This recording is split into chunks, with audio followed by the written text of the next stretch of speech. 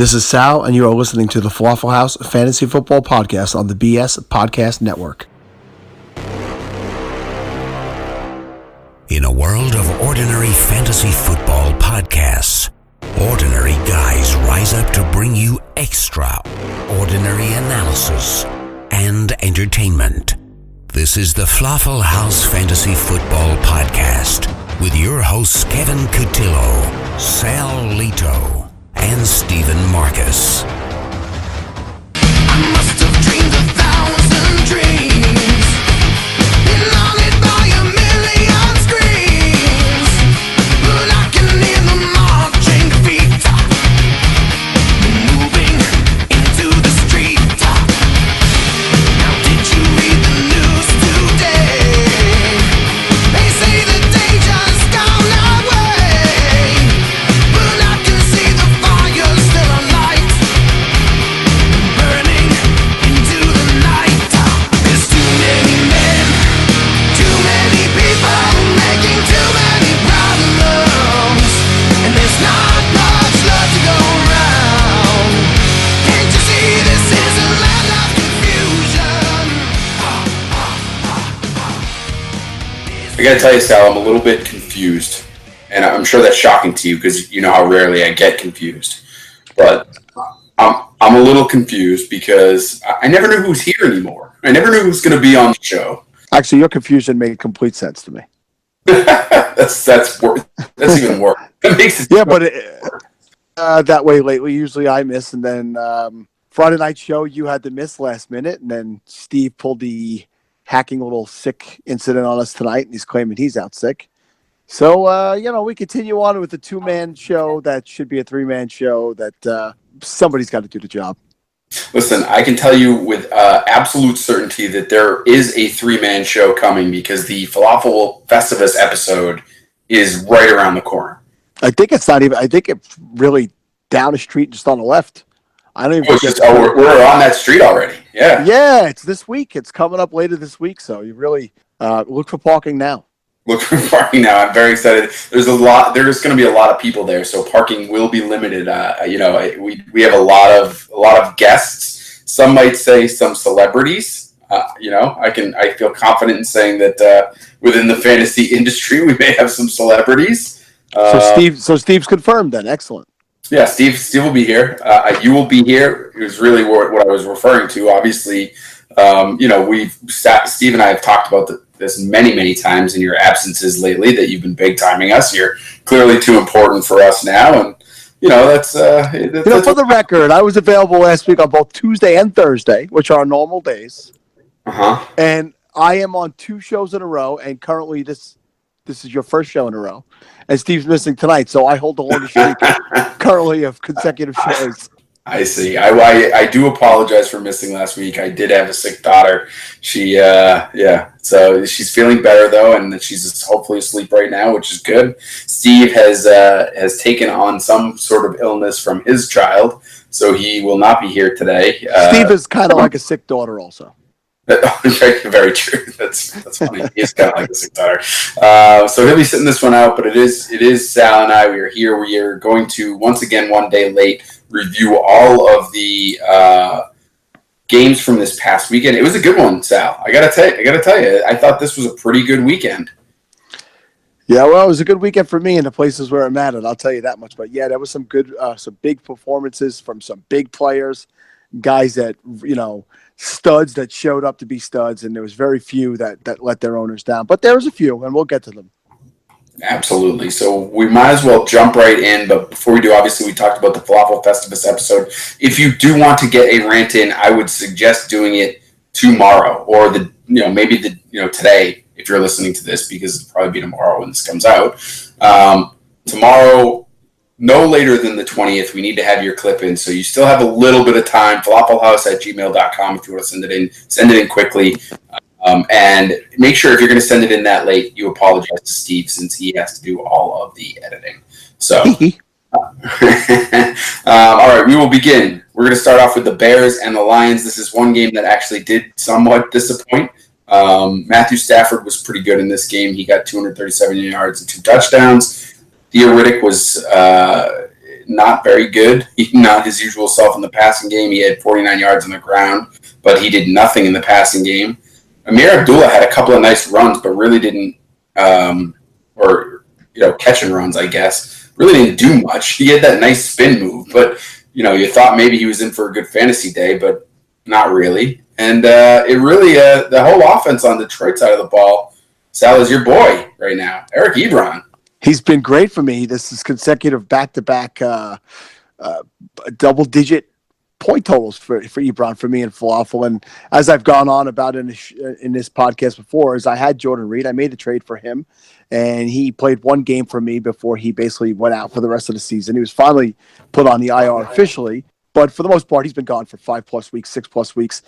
And I just decided in the 16-team league, it's Ebron. I got to rely on him. And he's done the job. To Steve's dismay, he has done the job. So only 33 yards, but 5 receptions and a big touchdown. But he's been really consistent lately, and I hope it continues next week.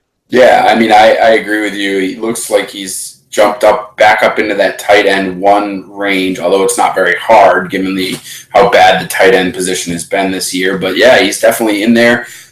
You're obviously rolling him out in a championship game next week if you should go ahead, which it looks like you will in Falafel. So do you recommend that to others, or do you think there's still other options that people could settle on? If it's a shallower league, let's say you're in a 10 or a 12, you might have better options, but it's not out of the realm at this point because he's clearly been worked into the offense. He's getting the targets. Golden Tate has kind of fallen back a little bit as far as the offense goes, and it's become more of a Marvin Jones Jr.'s offense. But even Jones Jr. only had the 3 receptions, but he had a big one in the game, so it gave him 85 yards. And the touchdowns came from Ebron and, of course, T.J. Jones, who's a guy that Steve was touting all earlier in the season. Not that I think that he's a guy you're turning to at this point of the season, but going forward, I would say the number 1 targets in this offense for me are Jones and then Ebron. Yeah, I think you're right, which is weird. I'm not a big Marvin Jones guy. I was not a believer. I thought he got shut down the second half of last year so badly that I just kind of thought there was a book on how to play him. But he's had a resurgence this year. He looks good. He's definitely in that wide receiver 2 range, and he's getting enough volume. So I agree with you there. He's making acrobatic catches too, big catches. He looks like a stud wide receiver. Yep, I completely agree with you there. And the preseason buzz guy, Kenny Golladay, has kind of fallen off. He's been injured, obviously. Still a pretty decent season for a rookie, but overall, and he's a guy you want to keep an eye on, I think, going forward. But overall, he's definitely fallen off the table from a redraft perspective. On the other side of the ball, Mitchell Trubisky had a decent day, I guess, except for the 3 interceptions. But he threw for 300 yards and a touchdown. But I want to ask you about Jordan Howard because I'm not sure how many people who have Jordan Howard and were relying on Jordan Howard will make it past this weekend and into a championship match. So my question for you comes more on the next year side and going forward. Is there something wrong with this guy? I mean, the guy, he's still got over 1,000 yards this season, had a decent season, but we've seen multiple games where he disappears. Yeah, I don't think the issue is with Howard himself. I think it's more the rookie quarterback and them not necessarily having to worry about the passing game as much. He throws 46 times for 314 yards, but I think that they gear up for the run game. I think they know that the best 2 weapons in this offense are Howard and then Cohen, even though Cohen is really just not getting used the way he was earlier in the season. Do I think he is an RB1 next season? I'll have to wait and see. Right now, I would say probably not. He's probably a high-end RB2 next season with RB1 upside. But a lot can happen. Let's see how they build the offense around what wide receivers they bring in and if they build up a better offensive line and stuff like that. And again, another year in the Trubisky offense. So, right now I would say he's definitely a guy you're going to be having in your starting lineup next year, but maybe not your lead guy. And if you do have him in and you are going along into the finals, then congratulations, and you still roll him out there. I mean, you're not going to bench the guy because he does, even though he's had these weeks where he disappears, he does have the ability to pop up a 20 carry, 140 yards and a touchdown day. So he's got to be out there, I think. As far as the wide receivers go on Chicago, your guess is as good as mine. Any given week, which one's gonna pop. So if you're starting any of those, good luck to you. Now, if you got to the week 15, you weren't starting a Chicago wide receiver. So there's really no reason to even discuss that group. All right. That game was on Saturday. The other Saturday game, obviously, the Chargers and the Kansas City Chiefs. The Chiefs win this one 30-13, and it was all Kareem Hunt again. It was great to see him with this kind of game. Over 40 points in most formats. He has 24 carries, 155 yards, and a touchdown on the ground. Chipped in another 7 for 51 and a touchdown. And it's just astonishing to me that you've seen now 2 games in a row where Hunt was utilized heavy and the team won, and yet they didn't do that for a long stretch of the season. Yeah, and you missed the preview show, so I actually made that point. I had gotten a question on Twitter the day that we recorded that show, and a person had asked me if Fournette doesn't play, should I start Ivory over Hunt? And I mean, that wasn't even a question. I answered it that way. No, you go with Hunt, and I said I believe the Chiefs will realize it's imperative for them to get Hunt touches in order to get wins. And like you said, the first 6 weeks of the season they did it, and look where they were at. There was this big lull in between where they just didn't make sense. And the last 2 weeks, he's looked every bit the stud that he was at the beginning of the year. If you were able to get yourself into the playoffs, even with him struggling down the stretch, you've paid off big the last couple of weeks, and you're clearly rolling back out there next week. They appear to have retaken control of the division, and they control their own destiny. And I think that they're smart enough. Even Andy Reid is smart enough to know to get the ball in his hand any way possible. Have I made my feelings on Andy Reid clear enough throughout this season yet? You have, and our good friend Craig Talley has also done that multiple times. So let me know. Andy Reid thinks he's smarter than everybody else in the room, and it's just not always true. It is not always true. So the real question is Alex Smith. He has a good day in this one, 231 yards, 2 touchdowns, gets another 13 yards on the ground. If you're an Alex Smith owner, it's possible you had a great record up into the playoffs because of his performance, and then had a bad record for the home stretch. But if you're an an Alex Smith owner, are you just ride or die with this guy at this point? You gotta play him in the championship too. Well, I could never be ride or die with Alex Smith. I own him 0 places. You know my feelings coming into the season, and he put all that to rest. I mean, he had a great season, but he's the second half of the year also. He has not been great. Now, this is a good game. Steve asked me the question on the preview show: would I start Blake Bortles over Alex Smith this weekend? And I did say yes. I would have started Blake Bortles over him, and that ended up being a good thing. Not that if you started Smith, you would have got a nice game, but Bortles ended up having a tremendous game. So if I have Alex Smith, I probably had to add him because I probably didn't draft him. And it's probably because I had an underperforming quarterback or a guy. So most likely, he's my number 1 quarterback. So most likely, I'm playing him next week. I know that they played Denver in the last week. Off the top of my head, I don't know who they play next week. But, yeah, I'd say more than likely if I was the guy who was the type to own an Alex Smith, Kevin Cotillo, I probably would be starting him next week. They have the Dolphins, so yeah, I hear you. I don't own Alex Smith anywhere either because I have trouble with that too. So I can't argue with your sentiments there. I don't know. The Dolphins shut down that Tom Brady last week. And maybe the Smith kid down. He's no Jimmy Garoppolo, but we'll get to that. He's certainly not. The man doesn't lose. The man does not lose. The Chargers, on the other hand, Phillip Rivers probably did let a lot of people down. He had been on such a hot streak. Kind of, throws up a stinker in this one. 227, 1 touchdown, three picks. Melvin Gordon has a huge Melvin Gordon type day where he gets 78 on the ground and a touchdown, 91 through the air on 6 receptions. Big day for him. Keenan Allen, who had been on fire, 5 for 54, so not terrible. At least he didn't give you the goose egg, but it's certainly not what you want out of him. But I think all 3 of these guys are guys that you're going to roll out on a continual basis and into next week because, I don't see why you would bench them besides the Jets. I mean, the Jets are coming to town who seem to be deteriorating a little bit. So as the season wears on, especially now with Bryce Petty at quarterback. So I think you roll those three guys out, and you might even throw Tyrell Williams in as a flex if you really need it. Hunter Henry if you're, as a tight end. But Yeah, well, so two of those guys you have to keep an eye on. So Hunter Henry appears to have a lacerated kidney, and I don't think he'll be playing this upcoming week. Now, Keenan Allen did leave that game with a back injury, but the report was that he should be fine. But that doesn't mean you just roll him out if you don't check that injury report leading up to the game. So just something to keep an eye on. Gordon did help pace my team in falafel into the championship. He gave me a 25.9 day in falafel scoring, so that was wonderful to have. And I agree with you. This is why Rivers is not considered an elite fantasy quarterback, because he'll have elite days, and then he'll have days like this where he just absolutely kills you. So and they happen often enough to keep him from the higher ranks. He's generally not a top 10 guy.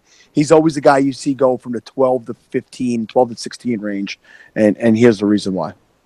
Yeah, I guess that is the reason why. I mean, this is a tough game in a semi-finals of your fantasy, but he had been so good, he probably got a lot of people to championships, or at least to this week, because he's a late draftee, right? I mean, you can get him super late, and while he may be streaky, if you get him super late and pair him with the right people, he's still an effective quarterback. So for people that do the late round QB, he's the type of guy that I do target. So, and I think that's kind of paid off this year, even though that he had the bad one this week. So yeah, I don't disagree with that. It's true. He's a guy who sometimes you'll even find on a waiver wire at some point in the season, because he's just one of those guys that people try to play the matchups with. So, but he had a nice little run there, similar to Ben Roethlisberger. We'll get to that. Had a nice run for a few weeks, and then not necessarily his best game yesterday. So, that's the type of guys they are. Absolutely. All right, well, let's get to that one because it's next up on my list, even though I'm sure it's not next on the most of people's list. But for the way ESPN orders games, they give you your teams first. I think it's pretty clear who my team is. So the New England Patriots. Oh, yeah, sorry. New England Patriots took on the Pittsburgh Steelers, and they win this game 27-24. Obviously, the big discussion today, Sal, and I'll get your opinion before we get into the fantasy implications here. There's, obviously the injury we'll talk about in a minute as well, but I want to know from you your thoughts on the catch that ended this game, or towards the end of this game. Yes, and I spoke in our chat last night about it. So now I was working during this game, making a little extra money for the holiday season, but I did have it on my present in the mail?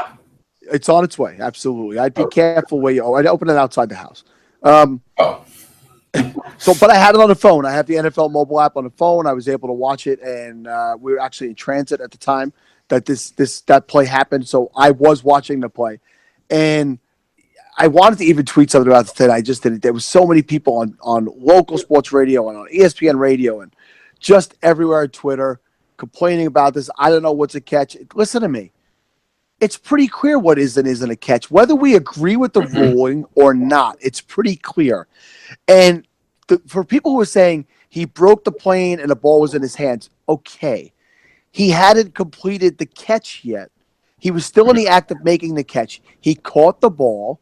He went to one knee and was kind of spinning, and he was still one motion.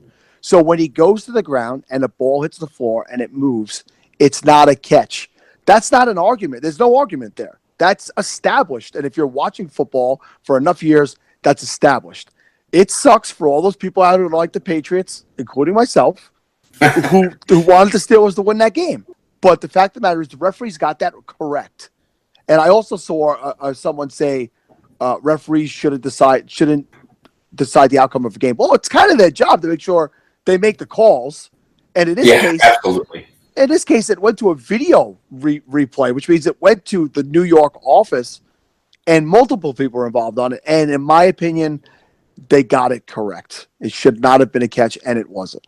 Yeah, it's funny you say that, because so I obviously was listening to sports radio all day today. Even people here, there's one guy that calls up the radio to complain about it and say that these are Patriots fans and they're still saying it's wrong. But the guy says that it's clearly a catch, and through his argument on air, giving his whole argument about why it's a catch, he says, "I knew they were going to call it the wrong way."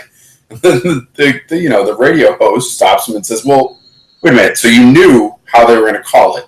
which means it's pretty clear what the rule is. Like, you Yeah. knew that. I mean, and you're absolutely right, Sal. You know what the rule is. You know what they're going to call. So at least it's consistent. You know, it's like anything else, like baseball. When you have an umpire, you just want him to be consistent with his balls and strikes, right?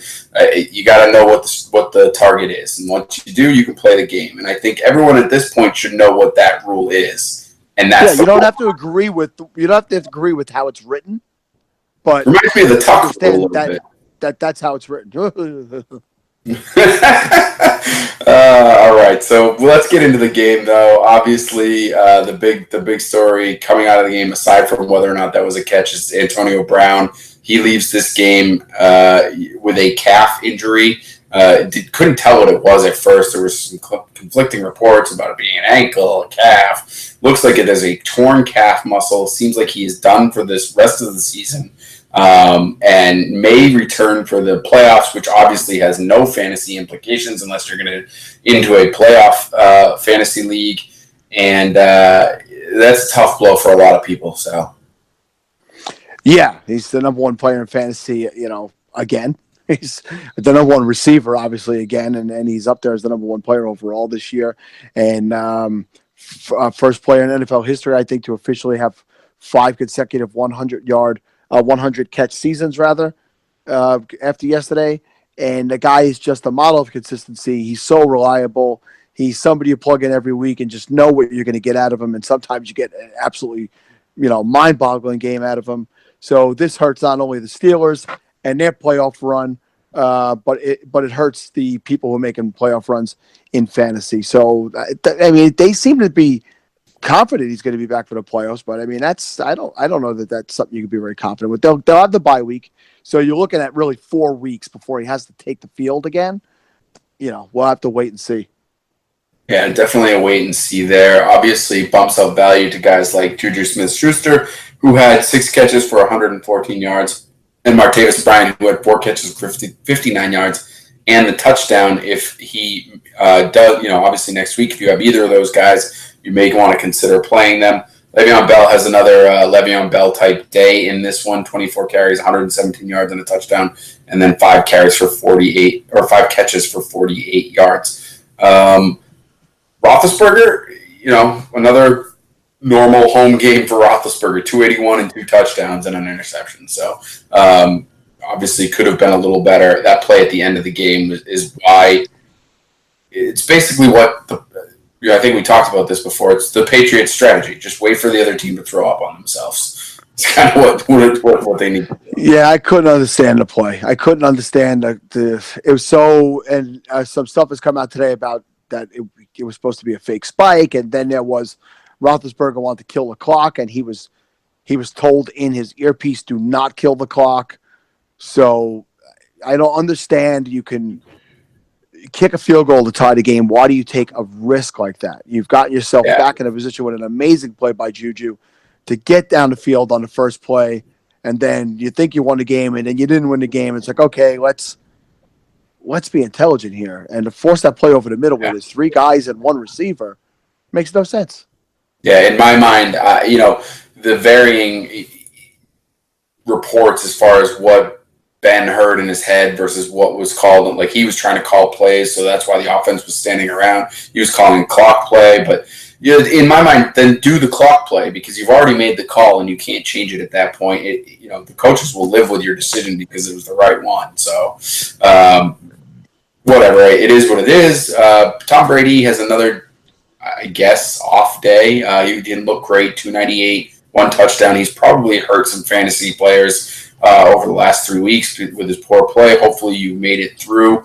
I think if you did, you're probably starting him again against Buffalo on Christmas Eve, so you can roll him out there. Rex Burkhead leaves this game with an injury as well. There was some scare because they thought it was a ACL or something along those lines. Sounds like it's just a sprained knee, but he will most likely miss the rest of the regular season. He's certainly not going to be out there for you next week. So bump up some value for Dion Lewis. And Gronk was phenomenal in this game again. Just phenomenal. Yeah, it's when he wants to take over an actual drive, he just takes it over.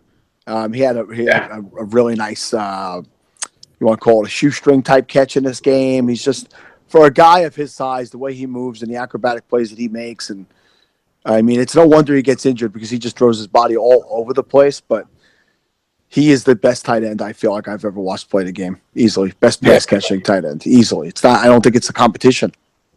No, it's not. I would agree with you. Obviously, I am biased, but I do agree with you. All right, let's keep moving along. As Steve would say, we are far behind.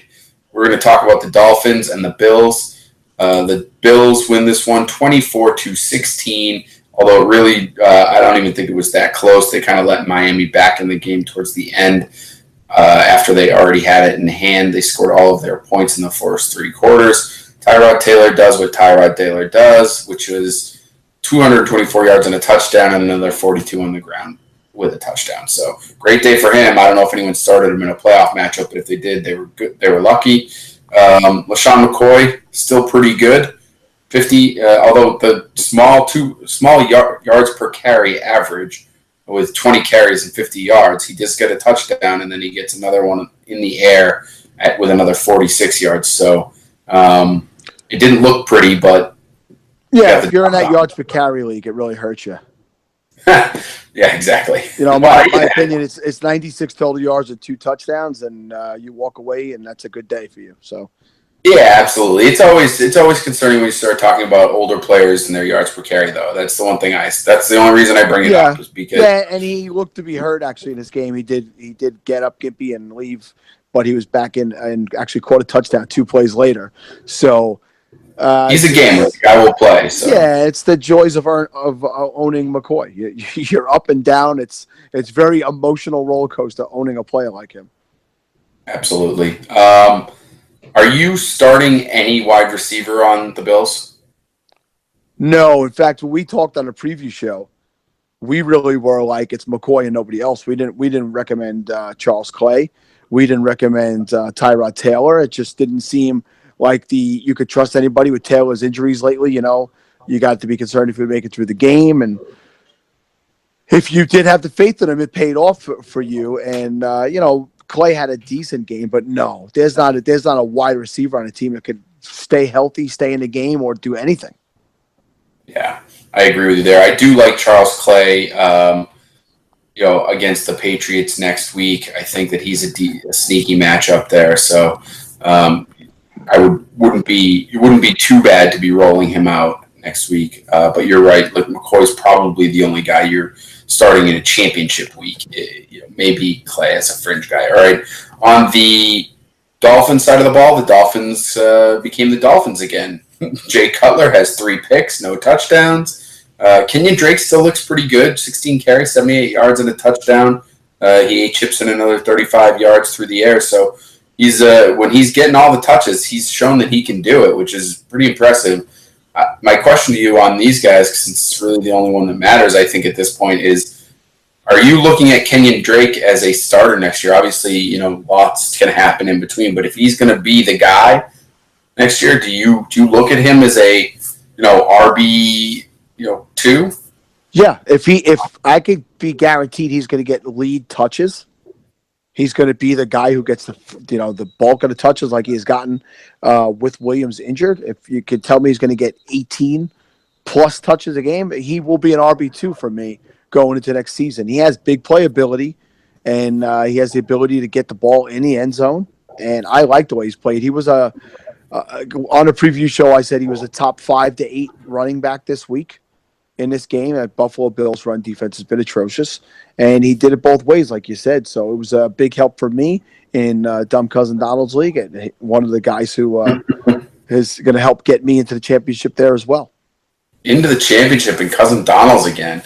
So would you take a 1-year hiatus? Yes, I won 2 years in a row. I lost last year, and it looks like I'll be back. I had an absolute monster day yesterday. The only guy who did not perform well for me was Russell Wilson. But I had Ingram, Drake, Michael Thomas, Rob Gronkowski, Vikings defense, Devontae Adams, who scored a touchdown before getting injured. So it's just a monster day over there for me. Big day. All right, we will move along, though, to the Ravens and the Browns. Ravens win this 27-10. Browns are terrible. There's not even. I mean, even Josh Gordon, who people for some reason, they're starting to rely on. I can see why. He's got talent. He had a couple of good weeks, but I don't know why people were expecting it to last forever. He gets 5 for 47, and there's literally no one else worth talking about. Duke Johnson gets in the end zone if anyone was starting him, but that's it. There's nothing. Yeah, I actually gave Gordon my stamp of approval this week. I thought he would be okay. So Ravens I apologize. so tough. Yeah. I just Crowell only got 5 carries in this game, but he did have a huge 50-plus yard run that got him out of the shadow of their own end zone. So you figure, wow, he got that 55-yard run, and then he ends up with 72 yards on 5 carries. It's just awful. Kaiser's bad. There's rumors of him being benched, and it appears to me the hottest commodity in Cleveland is Hugh Jackson. He might be traded for. Did you see that story today? I didn't see that he was going to get traded for. That the Bengals would be willing to give up a 3rd-round draft pick for Hugh Jackson, which is just comical. It's embarrassing comical.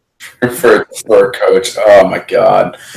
I'll tell you, a lot of people tell me as a Patriots fan that someday I will know what it's like to be a fan of a franchise that struggles.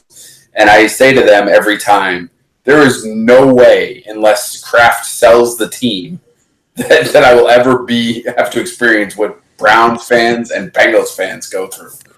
Yes, because it does all start with ownership. If you look at organizations that are consistently poor, it's how they are run. Look at the New York Mets. Look at the New York Jets. You have to go that far out of my city to see that these organizations are run poorly from ownership on down. And that never changes if you don't put the right people in place and let them run an organization. And that's the problem in a lot of these places.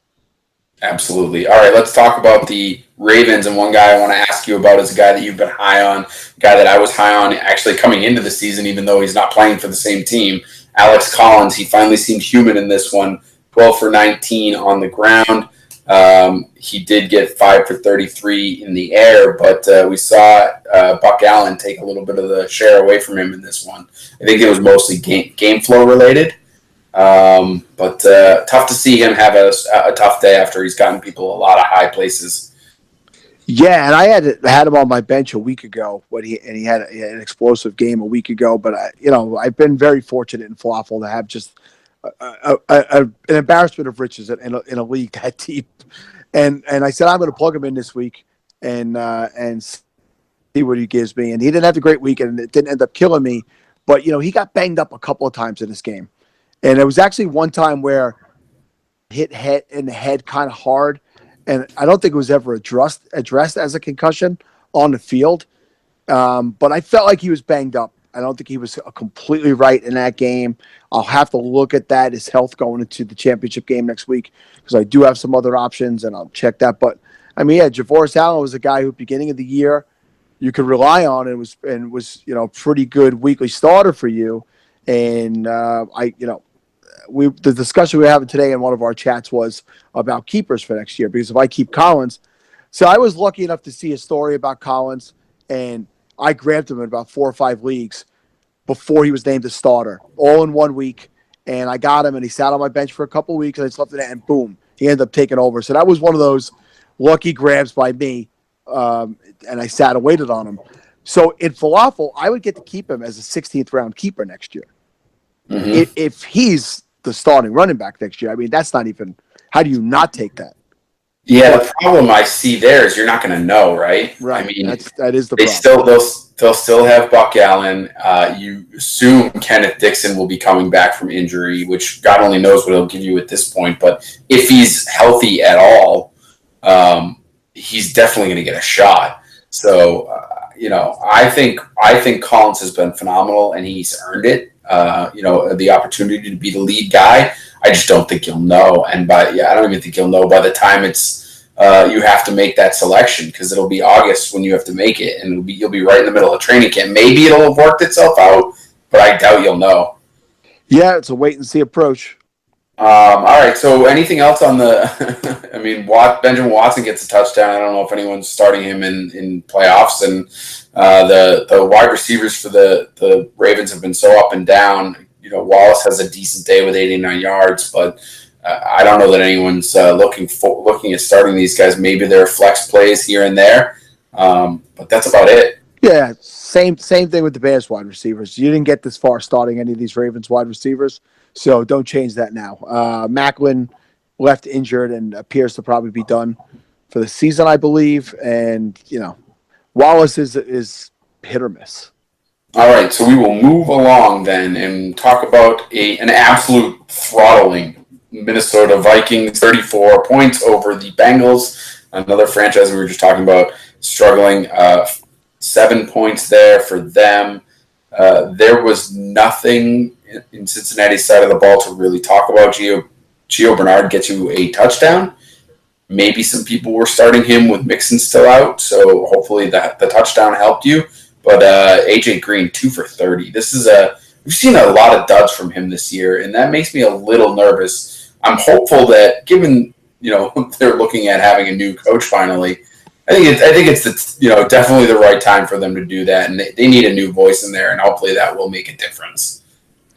Yeah, that was the garbage time touchdown that he got late, which again, everything counts in fantasy. So if you did stick with him for another weekend, which was a really bad, tough matchup, I did not recommend playing him. But so yeah, the rumors came out about Marvin Lewis and the Bengals going their separate ways, not even necessarily a firing, but them just deciding to part. And then he comes out and says, that's not true. I don't know where that's coming from. So I saw a notification today that said, when asked today if Marvin Lewis would like to come back next year and coach the Bengals, his response was, sure. Just sure. Very enthusiastic, yeah, we want to come back and finish what we started. No, none of that. Just sure. I got nothing else. Just perfect. That sounds about right. It's like the old remember in Major League when they call up Lou Brown and ask him if he want to coach the Indians, and he says, "I don't know. I got another guy on the other line about some white wall tires." Yes, exactly. Yeah. So, all right. Not a whole lot else to talk about from the Bengals side of the ball. It was nice to see Teddy Bridgewater getting in the game. He threw an interception, but it was nice to see him get in the game. Yeah, the moment is what the moment was, right? We're not expecting him to go out there and help lead this team to a championship. That's Keenum's job this year, but they were up with a big enough lead, and they could get him out there in front of the home crowd and get the standing ovation for him. And it's just it's the culmination of a long journey back in a career that some people said could have been over when he actually got that injury. Yeah, nice to see. And I still think that now that they're 11-3. They're in the driver's seat. If they were to lock up home field advantage next week, which I think is a possibility for them, I think that you could see Teddy Bridgewater start in the final week of the season. Obviously, no fantasy implications there, but still a nice story. And I think they do want to get him out there and get a look at what they got, because while we know Keenum, who had 236 yards and 2 touchdowns in this one, has played really well, I still don't know if he's necessarily their guy going forward. So we'll see. Yeah, like we said on an earlier show, Keenum will get a big payday from somebody next year. I just don't think it'll be in Minnesota. Yeah. Latavius Murray, 20 for 76 and a touchdown. He's been better than Jerick McKinnon on the ground, although McKinnon gets 7 catches for 114 yards in this one. So. Yeah, I saw a statistic today or a notification today, and I can't remember exactly what it was, but since Dalvin Cook's injury, I believe in PPR scoring, McKinnon has been a number 8 overall running back, and Murray, I believe, has been top 15. So about what Cook could have done if he had been exactly what was said. Could you imagine what Cook's numbers would have been if he was healthy? So, for those of us who lost him in some places, I lost him in the Falafel Dynasty League. That definitely hurt. Yeah, the only share I have of him is in a league that I didn't have him when he was playing. So sad for me, but I'm looking forward to having him next year, because I do think he's this very good talent. Is he a first-round draft pick next year? I don't know. It's going to be close. There's a lot of good talent up there right now. So I'd say he's probably fringe first round. Hey, I got one for you. Scoring. Yeah. I was at, and we'll talk about this right now because they're playing tonight, the the Falcons. I was at a holiday party on Saturday, and someone said to me, Julio Jones is not a first-round pick next year. He's not worth it. And somebody else agreed with him. And I said, well, he'll still get taken in the first round. I said, somebody will be at the 9, 10, 11 spot, 12 spot, and be like, oh, he fell to me. I'm taking him. So is Julio Jones a first-round pick next year? I think you have it exactly right. I think that he will be. I'm trying to think of anyone that I would pick above him, 11 players above him. The problem that you're going to see next year, even more so than it was this year, is the running backs, right? There's going to be so many more running backs going in the first round. Yep. You're going to see, you had the big three this year with Bell, David Johnson and Elliott. You're now going to add, potentially other first round running backs that were in there. Maybe Freeman was in there. It was in there in some places, although he was a little later usually. But now you're going to probably see Kareem Hunt in that range, right? You might see Leonard Fournette sneak into the first round, and potentially even Alvin Kamara. Oh yeah, Kamara. I would think for sure in PPR formats for sure. You're talking 6 running backs. I mean, is there 6 wide receivers you're going to draft ahead? Or 6 wide receivers you're going to draft ahead of Julio? Oh, no chance. To me, it's still going to be AB and OBJ. That's it. AB, OBJ. I could see people, maybe taking a chance on Evans if they like that. Yeah. Rebound. I know he's been bad, but all right. All right, let's move on. Speaking of wide receivers in this game, Diggs gets the touchdown and 5 catches. He finally outproduced Thielen for a day. Does that mean you'd start him next week, or is he a guy that's just too iffy lately for you? Yeah, and I'm actually open to the page right now where I didn't start him in the league, and it might cost me. It might cost me the playoff matchup because he had a better day than Doug Baldwin went 1 for 6. You wouldn't have expected that, but I could have played him over him or AJ Green. So I'm in a playoff matchup where I have AJ Green and Doug Baldwin, and it's unfortunately a standard league that I ended up in. 3 total points between the 2 of those guys. Wow. So that's rough. But we got to look at the rest of my roster and see what I got going on. But I could get on board with Diggs. My son came to me and he said, Dad, I lost a matchup. If I would have started Sterling Shepard over Adam Thielen, I would have won. I said, okay, but nobody would have made that decision. You can't be mad at yourself for losing based on that. Process. Yes, exactly. It's just not a person who would have ever made the decision. So Thielen has a very, average game, below average game, and he's a guy who probably helped carry your team to this point if you had him. So it's a shame, but this is the way it goes. All right, we will move along here. The New Orleans Saints took on the New York Jets. This was in New Orleans. 31-19 was the score. The Saints come out on top, and the Jets' offense has returned to what everyone expected it to be this year. Now that Bryce Petty is a quarterback, he throws for 179 yards, 1 touchdown, 2 interceptions. Robbie Anderson is now back to earth. 5 catches for 40 yards. Is he a guy that you are even possibly considering starting in a championship matchup next week? No. And on the preview show, we recommended that you don't start him. We recommended that you don't start any Jets in a preview show, not a single one. And it's a shame because Anderson had just become so reliable and big play consistent. And no, not at all. It's pretty ugly there. And it's amazing how football's only 16 games, but the seasons seem to turn so drastically sometimes. There's such different sections of seasons that this seems months or even a year ago that the Jets really looked like a pretty solid team at one point this year. But not now. Not at all. No one. Yeah, I agree with you. Drew Brees continues to have a different kind of season for him. 285 yards, 2 touchdowns, and 1 interception. So still a serviceable day if you're starting him, but he's just not the same guy anymore. But he's probably been a good piece on some potential championship rosters. You know where it hit me yesterday, the type of season he has? I believe I had it on the radio at the time, and it's week 15, and they said Drew Brees throws touchdown pass number 20 and 21 on the season. And I was just like, wow.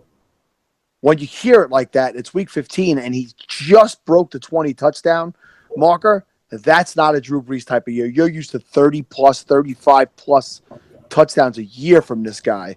So they're winning. They have a great – they control their own destiny as far as taking that division. But it's it's similar to what I said earlier that you see in New England this year. They've decided to rely more on the running game and get other weapons involved. And again, Kamara and Ingram, rule the day for this team and help carry them to victory. Yeah, 9 straight seasons of 30-plus touchdowns for Drew Brees that could get snapped this year unless he has an incredible. You'd have to throw 9 touchdowns in the next 2 weeks. So, listen, the old Drew Brees, you'd think that wouldn't be. That's not completely out of the realm, but I remember 2 seasons ago when he had 6 against the Giants in one game. It was insane. Right. So. But yeah, I don't think it's happening this year. Mark Ingram, 12 for 74 and 2 touchdowns. Kamara wasn't as good as he has been, 12 for 44, but he does chip in 45 yards in the air and a touchdown. Ingram also had 77 through the air. These guys are absolute studs. You can roll them both out there and expect good production from both going forward. Michael Thomas has another day where he gets in the end zone and 9 catches for 93. He's been great all year. Just hasn't had the touchdown, so it's nice to see that correcting itself. And there's no one else on this offense that you should be considering. So he had 3 touchdowns yesterday, and 2 of them were overturned on video review. Yeah. And they were on separate drives, so if they could, it would have been absolutely monster day. A guy who you liked earlier this season, and I'm not getting on you about this at all, just that you had said Brandon Coleman looked pretty good early in the year. Did you see that he did while Snead was out, by the way? Yeah, and I saw the fumble. It was bad. It was 2 fumbles on consecutive drives. They weren't both of them, were they? Yes, they were both Brandon Coleman. Oh, wow. I thought that it was brutal. Yeah, for some reason I thought the first one was him. I didn't realize the second one was him as well. Yeah, that's bad. Look, he did look good. He did. No, I'm not even. Snead was out. Yeah, he did. What are you going to do? I mean, this offense doesn't sustain multiple wide receivers anymore, apparently. So it's all about the running backs, which we just talked about. So, all right, let's continue on. We got a lot to do and less time to do it in. Let's talk about the Eagles somehow squeaking out a win over the vaunted New York Giants. They win this one 34-29. The Giants came to play in this one, Sal. What happened? 434 and 3 touchdowns from Eli, man. Oh my God, it might be the best passing day of his career. Did he just forget that last week was supposed to be his big, I'm still here week? Did you say, well, all right, I'll do it this week? They always play the Eagles tough. This is a division game, and it's crazy. And the Eagles defense, that's not a good look for them because knowing that Wentz is out, you figure this team's going to need to rely on that defense, which has been really solid all year, and the pass and the running game. And the defense did not show up well. They gave him 3 touchdowns on the first 3 drives of the game. I don't know. Eli's got those days left in him, but I wouldn't be too concerned about the Giants winning, 1 or even 2 of the last couple of games of the season. But it did. If you did start Ingram and you did start Shepard, you got paid back for it. Yeah, absolutely. Start Ingram and Shepard. I think. Your son's question is a valid one, and I think he made the right choice going with Thielen over Shepard. But Shepard's a guy that you should probably be getting in your lineup if you can. I mean, I wouldn't have put him in over Thielen, like I just said, but I think you got to try and play him because he's the only guy out there, and they're going to throw. And Ingram for sure is a top flight tight end, and every week you need to get him in your lineup. The Eagles are an interesting case for me this year because you've seen them. Obviously, they're 12-2, and I'm not taking anything away from their season. But have you ever gone back and looked at the teams that they've beaten this year? I mean, almost all of them are losing record teams. I mean, it's just unbelievable when you look at it. The Redskins, they lost to the Chiefs. They beat the Giants. They beat the Chargers before they had a winning record. the Cardinals. The Panthers was a good win. Redskins again. 49ers, Broncos, Cowboys. They lost to the Seahawks. They beat the Bears. They did win against the Rams, which is obviously looking like a good win. But it's just a lot of losing record teams. So I'm just wondering now, even more so without Wentz, will some of the holes be exposed on their team? So Ajayi got 12 carries, 49 yards. But still, and 2 catches for 40 yards, so he's a little bit more serviceable. He obviously had the brunt of the carries, except for Blunt. We got 7, so. Good joke. Yeah, sorry about that. That was bad. But do you trust Ajayi at all going forward, or what? I think I'd have to play him as my RB2. If he was my RB1, I'm not too thrilled. Hopefully I added him in a trade with somebody or something like that, and he's not my lead guy, but they say he's going to get worked in more, and I do. While Foles, let me tell you something. I had talked about Foles the other day, and I had said 2 guys that I would look to add to start if I was a Carson Wentz owner would have been Bortles first and then Foles, because I thought Foles would play well. And I saw somebody in one of our chats write, Foles is going to throw 5 picks. Foles doesn't throw interceptions. If you remember the big year he had in Philadelphia a few years back, he threw 2 interceptions the whole season. So he doesn't make mistakes like that. And, I think that the Eagles are no longer the favorite in the NFC. I think that might be the Rams at this point. But I think that I'm comfortable to say that they'll continue to play well, and losing Wentz might not be as big a problem as you might have thought it was a week ago. I think everyone's going to continue to roll out Alshon Jeffrey and Zach Ertz, but the question I have for you then is Nelson Aguilar. 7 catches for 59 yards in this one with a touchdown. He's had a touchdown in 2 straight, I believe, if I'm correct. And I'm curious, do you think that you would, in a championship matchup, would you roll him out there as a flex play? He scares me. Aguilar scares me because he could absolutely completely disappear. And so I was asked yesterday, about 20 minutes before kickoff, Aguilar or Woods, and I went with Woods. And it turns out they have similar days. Aguilar had a little bit better numbers, 7 for 59 and a touchdown, and I think Woods was like 4 for 45 and a touchdown. So nothing crazy different, but he's just a guy I don't feel comfortable with. I haven't felt comfortable with him. He has big playability, but he could absolutely disappear. Yeah, I agree with you there. All right, let's continue on then. The Cardinals traveled to Washington to take on the Redskins. The Redskins win this game 20-15, and Blaine Gabbert is a pumpkin again.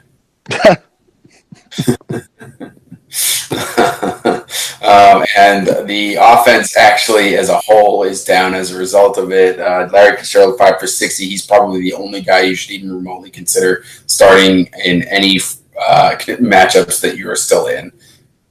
Yeah, 5 field goals in this game. They couldn't put the ball in the end zone, and it worries me a little bit. What was that? I'm sorry. I said, I guess if you have Phil Dawson, you probably roll him out. Yeah, it'd be awesome if you're in a league that still has kickers. Not all of them do. A lot of them gone away from it. But if you had Dawson, that's fantastic for you. But if you had guys like Fitzgerald, who you've been relying on all season, and touchdowns are starting to become pretty scarce around that neck of the woods, you're definitely not thrilled. And did I see that there'd be a reason why they'd be switching quarterbacks? Was Gabbert hurt? Would Stanton be playing next week? I saw somebody say something about Stanton. No injury. Coach's decision. They'll be going back to Drew Stanton. That is correct. Gotcha. So that's, how does that make you feel? I don't know. It makes me feel like they were a little hasty in saying that Blaine Gabbert could be their quarterback for 2018 just a week ago. So, but that's they need to draft. If any organization needs to draft a young quarterback, well, it's this one.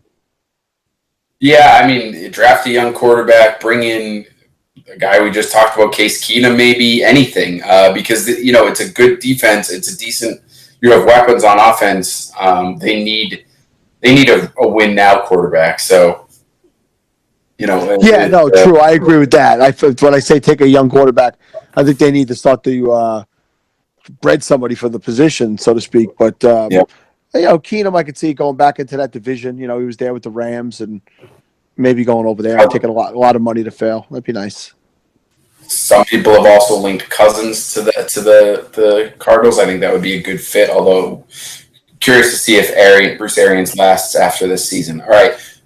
Speaking of Cousins, on the other side, he throws for 196 and 2 touchdowns. It's just not a great day, but serviceable enough. Your guy Samaje Perine crapped the bed and gets 37 on the ground, 29 through the air. And that's it, no touchdowns. And Jameson Crowder gets 55 with a touchdown. That's probably it. I doubt if you started Capri Bibbs in a semifinals matchup, right? So. Yeah, I was looking around for that one team where I might have still owned Capri Bibbs. I thought there was one that existed, but I'm pretty sure I dropped him at some point. As far as Perine goes, I had said on a preview show that you shouldn't be playing him. He had 2 big games, 2 like RB1 type games, and every single other game on the season he had very poor yards per carry numbers and hadn't scored touchdowns, and it appeared to me like this was not a guy you could trust going forward in big matchups and big weeks. So I did recommend not playing Perine. I did not play him where I had him, and I'm happier for it. All right, let's continue on then. The return of Aaron Rodgers. Green Bay Packers took on the Carolina Panthers. Panthers win this one 31-24. Rodgers was, a little rusty, I thought, but still throws 290 yards and 3 touchdowns. He gets 3 interceptions. So for leagues that have the negative points, that hurt you a little bit, but it's still a pretty good day considering he rushed for 43 yards on the ground. And that's just the part of the game that I think most people forget about with Aaron Rodgers. 6 for 43 really is a normal rushing day for him. So he's getting you 4 to 5 points on the ground in most cases. So offsets those interceptions a little bit. And, I expect to see him do, have a similar type game again next week. So I think if you had Rodgers and you waited on it, good for you. You get to roll out again for the championship because, he was good in this one, and I think he'll be even better next week. But there is some news that came out later in the day today that Mike McCarthy has said it's very possible they can pull him from the lineup again. They do not appear to be in line for a playoff spot now, and they're going to consider not playing him going forward and risking injury since they have nothing to play for. So definitely, especially in Week 16, something you really have to keep a close eye on and be prepared to need a different quarterback to lead your team to a championship.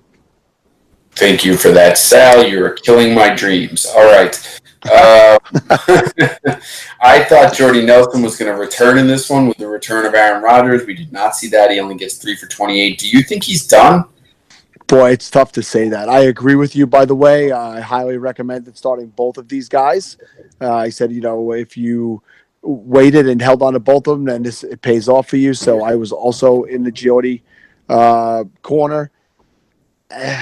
I don't know. I think that I'll have to wait and see how he looks next year, training camp and stuff like that. I can't say that I think he's done. I thought he had one more year left in him after this year in the first place. So maybe this is just a little bit of, rust, not playing with him, but Rodgers for a few weeks, and maybe I'm just making up excuses right now, but I'd say no. The guy who was disappointing was Devontae Adams. We all saw him get blindsided on an interception play. Absolutely had his bell rung. There was a 2-game suspension doled out for that today. And we'll have to see what happens going forward with him because he's a guy who is so touchdown dependent. He got a touchdown in this game before he got injured. Luckily, he appears to me to be the top dog in this offense when fully healthy now. Yeah, I can't even argue with that. It's sad. I'm a big fan of Jordy, and hopefully he gets it back. But we will see. Jamal Williams, 10 carries in this one for 30 yards. Aaron Jones gets 3 for 47. So less carries, but a little more effective. And that's about it for this offense. You talked about Devontae Adams, obviously. So, all right, let's talk about Cam Newton, who is single-handedly delivering you a falafel championship at this point. Yeah, it was so nice when Carson Wentz went down that Cam Newton decided, all right, I got to put the team on my shoulders now. I've waited all season for my shot in Sal's lineup, and here it is. So thank you, Cam, for your best game of the year. And to my credit, you know how I like to credit myself, Kevin. Yes, I had these two guys. I had Wentz and Cam in falafel this year, and I got a offer on a weekly basis, at least one on a weekly basis for one of those two quarterbacks. And I said specifically, I don't need the trade. I don't need the depth. I have good depth. I'm having a good season. I have a feel if I trade one of these guys, one's going to get hurt, and there goes my season. And luckily, I did not trade Cam because when Wentz went down, I plugged in the top 5 quarterback. And in a 16-team league like ours, you certainly would not have had a great substitution finding someone on the wire. So definitely a smart move for you there. And there is there's for all you quarterback streamers out there, sometimes it's a good idea to keep 2 on your roster just in case. Christian McCaffrey was really good in this game. He had 12 for 63 on the ground, 6 for 73 and a touchdown in the air. And it's nice to see Greg Olsen back on the field and looking healthy again, 9 for 116 yards and a touchdown. Is he a guy that you are nervous about next week, or if he's on your team, you are rolling him out? No, I play him. And this was another one Steve had asked me about going into this week. Do I feel comfortable? Do I feel like he's, back to being comfortable with Cam? And I said, you know what? It's been a couple of weeks now. It's still the number one target in that offense. Play him. And Steve, to his credit, said, yeah, there's not 12 other guys I could imagine wanting to start over Greg Olsen. So, no, this is a tight end one, and he is in my lineup now. He's fully healthy, and there's no doubt to me he's once again considered a top 5 guy. All right, let's move along. The Jacksonville Jaguars took on the Houston Texans. I think the Texans showed up at some point, but they lost this game 45-7. Jacksonville rolled. Blake Bortles throws for 326 yards and 3 touchdowns, and threw them to people that no one had on their rosters. Although I've recommended Keelan Cole in a couple of places in Dynasty, I don't know that anyone would have had the guts to play him in redraft. And Jaden Mickens, I guarantee no one had on their roster. So those two guys get your 3 touchdowns, which does not help anyone else. Leonard Fournette missed this game with an injury, which I think led to a lot of those questions that you were talking about earlier, where people were trying to fit Ivory into their lineup for some reason. I'll tell you this right now, going into this championship week, just don't get cute with it. Like, guys like Chris Ivory are great to pick up so that you can block your opponent from getting them, particularly if they have Fournette. But at the same time, you're not throwing a Chris Ivory in there over guys that got you there. You're just not doing it. So, I can't recommend that. This was a really brutal matchup, too. So I couldn't understand. Houston's been a top 2 defense defending running backs in fantasy this year. So when I was asked that question, and we talked about it on the preview podcast, my answer was, if Fournette plays, you play Fournette. If he doesn't play, you don't touch another running back in that offense. Oh, yeah, agreed. I'm not sure why people went that route either, but it is what it is. Oh, unless you have Tommy Bohannon. Right. Right. You go 2 carries, 2 yards, 2 touchdowns. A lot of people were in on D.D. Westbrook this week. He only gets 2 catches for 21 yards. I think one of the problems I have with guys like Westbrook, who everyone was on once Marquise Lee was out, is exactly that. You don't know. It's the same thing with the Fournette thing. You don't know who's going to pick up the slack necessarily, because this is an offense that doesn't throw a lot normally, and so when their lead guys are out, you can't guarantee it's going to be all D.D. Westbrook, and sometimes a Jaden Mickens, throws a monkey or wrench into your plans, I should say. So it's you just can't tell. On the Houston side of the ball, this offense is at first I thought it was TJ Yates was better for the offense. Now I'm not so sure. He only throws for 128 yards and a touchdown. Luckily, DeAndre Hopkins catches the touchdown, and he gets 4 for 80 with a touchdown, so a serviceable day. But it's sad what has happened to this offense since Deshaun Watson's gone down.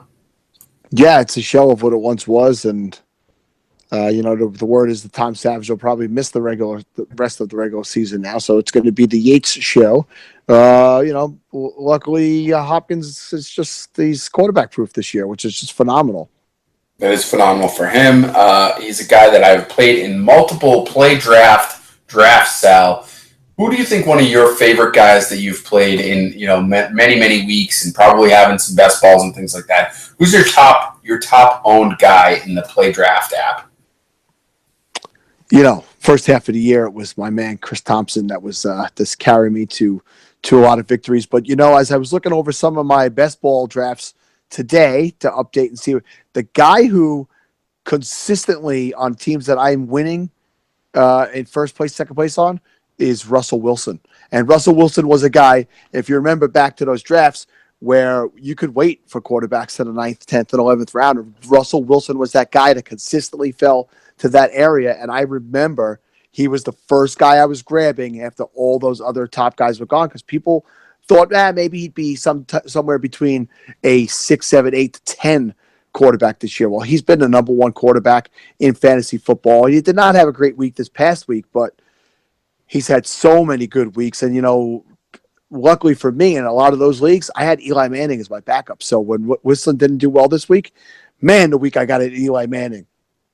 And those best ball drafts was tremendous this week. So I can't wait for one more week to be over and I can cash out some of that money, which is great. The Play Draft app will pay you instantly when your money is available. So looking forward to that. Yeah, that'll be nice. I'll tell you, one of the guys that I think was on a lot of my best balls, particularly the ones that I'm winning, Todd Gurley, which you obviously talked about, a guy you get very late. Todd Gurley was a guy that I got, not early, because in those best ball drafts, he was probably going the second and third rounds in certain cases. But he's been such an overwhelming stud this year. He's been single-handedly carrying a lot of my best balls. But you know what? That's one of the best things about the Play Draft app, is that we talk about the best balls that we did all summer long to keep us entertained. They get started early in the year. You can start them anytime you want. And then throughout the season, you can draft new teams every single week. So every single week you are drafting someone, a team to pick up your fantasy spirits when they're down through your regular teams, because we've all had a lot of down weeks. We've all had a lot of weeks where we didn't think we were going anywhere. And now that we're into the playoffs, we have weeks where we aren't going anywhere, but you can still play draft. And you know what, Sal, even better than that? They have other sports too that you can get in on. So as the football season winds down, you can play hockey, you can play golf, you can get, you can play basketball. Our buddy Steve likes to get in on some basketball stuff here and there. So you can play all these different kinds of sports on the Play Draft app, and it's so easy to do. It's very intuitive app, and it's a lot of fun. Yeah, before you know it, baseball's going to be trickling around too. So you can do everything on there that you want to do. And like you said, those best ball drafts are going to be coming before you know it. And coming up in week 17, we're all going to be done with fantasy football. So there'll be a lot more of us jumping on there, even playing more games in week 17, because unless you're in one of those god-awful 2-week playoff championship ESPN leagues, you're gonna want to be playing some fantasy football on week 17, and where better to play than the draft app. Absolutely. So you can go to playdraft.com/falafel, or you can go to the Playdraft app on iTunes or the Google Play Store and use promo code falafel. That's FLAFFL. And you can deposit $10 and get yourself into a free contest this week. It's one of the last weeks you can do it, so make sure you get in there. Playdraft.com/falafel or promo code falafel, FLAFFL, on the Play Draft app. All right, let's continue on to the 4 o'clock games here. The Rams took on the Seahawks, and I got to tell you, Sal, I was pretty surprised by this one. I mean, wow. This was one of those games. So I was working and I was following along on the ESPN app to some of these games at this time. And when I saw the score growing and Seattle not scoring a point, I was like, oh my God, what is going on? This game was played in Seattle, correct? Yeah, in Seattle. This was insane. This was the we are for real We are taking this division game, the coming out party for the Los Angeles Rams. And here is a guy who, Todd Gurley, who is making a statement for fantasy MVP of the year. And as you said on one of our earlier episodes, when we were picking our projected fantasy MVPs of the year, a guy who is you can get later. So based on value where you get him and what he can do, I mean, 4 touchdowns and the yardage that he put up yesterday, he was enough for a lot of teams alone to get carried into their championship week. That was just a tremendous game all around by this young Rams team. Yeah, absolutely. They definitely made a statement, and it was good to see all of the guys that you've depended on this season, carry you, with the exception of Cooper Kupp, I guess, who some people might have been counting on at this point. He only gets 2 for 21, but overall, just a great day. And conversely, the exact opposite for the Seahawks. Nobody in this game was really very good. Russell Wilson throws for 142 yards and a touchdown, and gets you 5 carries for 39 yards on the ground, but that's it. Overall, that's about all there is to talk about on the other side of the ball. Jimmy Graham, 1 catch for -1 yards. He now has -1 yard in the last 2 games, if I'm correct, Sal. So are you worried about Jimmy Graham next week? I want to say no, because Seattle knows that their playoff hopes are waning right now, and they're going to need to come out and they're going to need to get their top weapons involved. They need to continue to win. And I think it'll be a bounce back game for Russell Wilson in the pass offense. Baldwin did nothing as well in this game. Baldwin had 1 catch for 6 yards.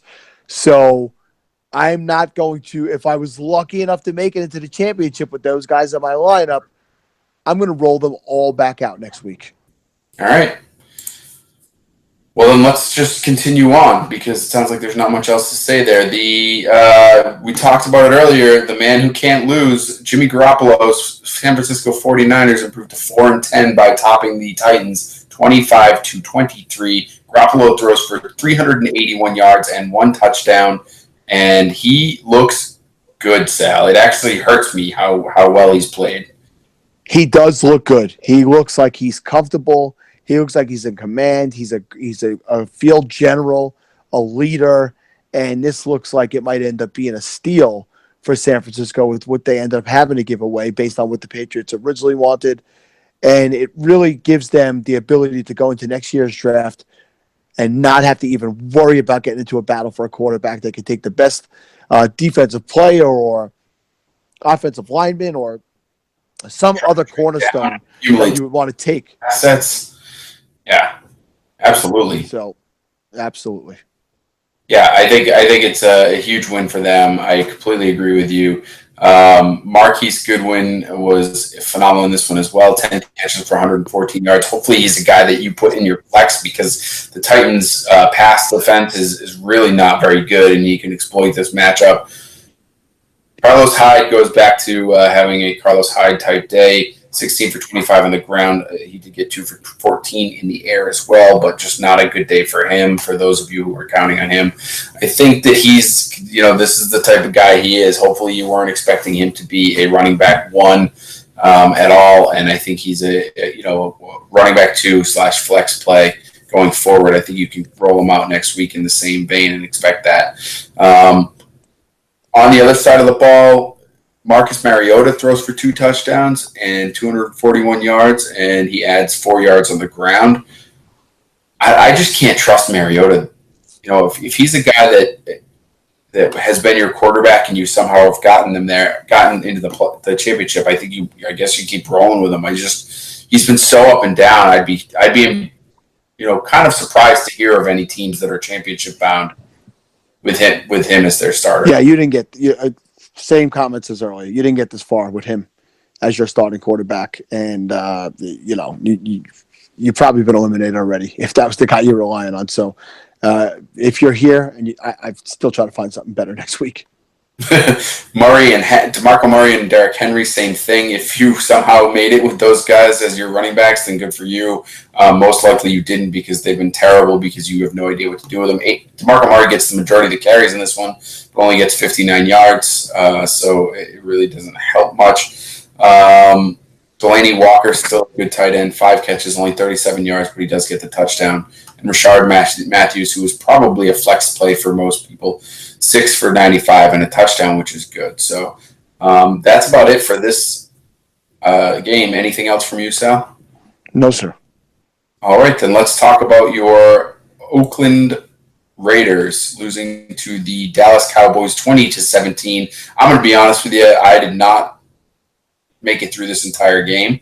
I was a little under the weather myself this weekend, and I honestly fell asleep for this one. So I'm not sure what happened, but your Raiders just can't put it together, huh?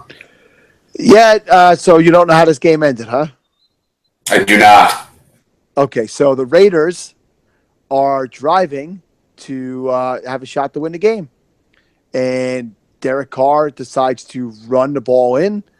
Switches hands, stretches it out, ball gets knocked out of his hand, fumbles through the end zone. Game over. They lose on a touchback. Again, they're within 3 points. They could have kicked a field goal to win. But listen, he's a young guy trying to make a play. I can't begrudge the type of play that he made.